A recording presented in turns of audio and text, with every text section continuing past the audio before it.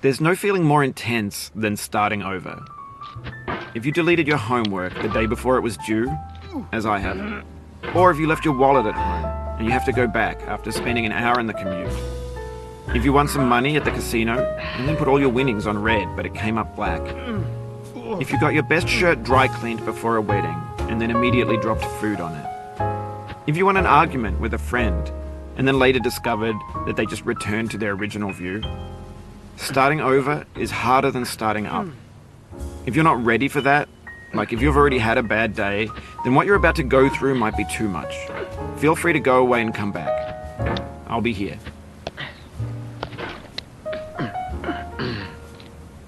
Alright, thanks for coming with me on this trip. I'll understand if you have to take a break at any point. Just find a safe place to stop and quit the game. And don't worry, I'll save your progress, always, even your mistakes.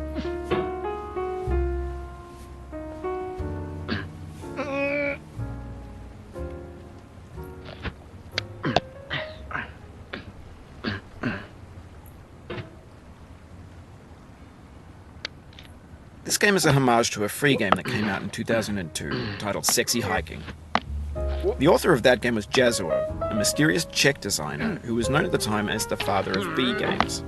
And B games are rough assemblages of found objects. Designers slap them together very quickly and freely, and they're often too rough and unfriendly to gain much of a following. They're built more for the joy of building them than as polished products.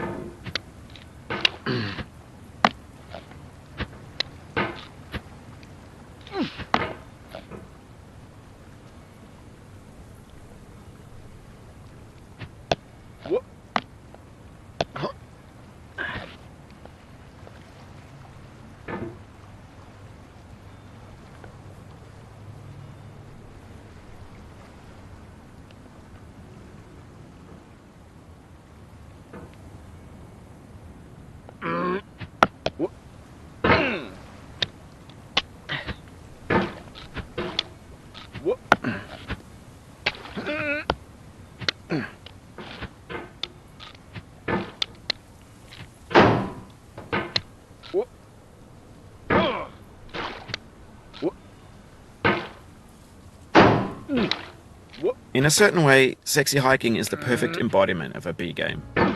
It's built almost entirely out of found and recycled parts, and it's one of the most unusual and unfriendly games of its time. In it, your task is simply to drag yourself up a mountain with a hammer. And that act of climbing, in the digital world or in real life, has certain essential properties that give the game its flavor. No amount of forward progress is guaranteed. Some cliffs are too sheer or too slippery.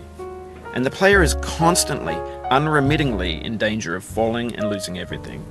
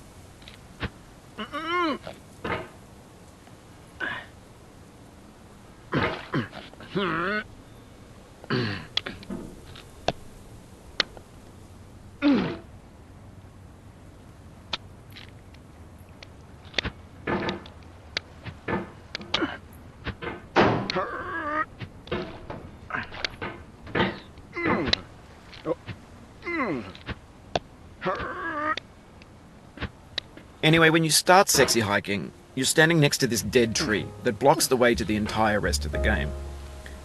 It might take you an hour to get over that tree, and a lot of people never got past it. You prod and you poke at it, exploring the limits of your reach and your strength, trying to find a way up and over. And there's a sense of truth in that lack of compromise. Most obstacles in video game worlds are fake. You can be completely confident in your ability to get through them once you have the correct method or the correct equipment or just by spending enough time. In that sense, every pixelated obstacle in sexy hiking is real.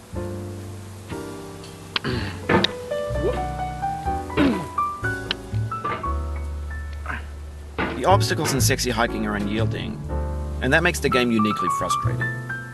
But I'm not sure Jazzuo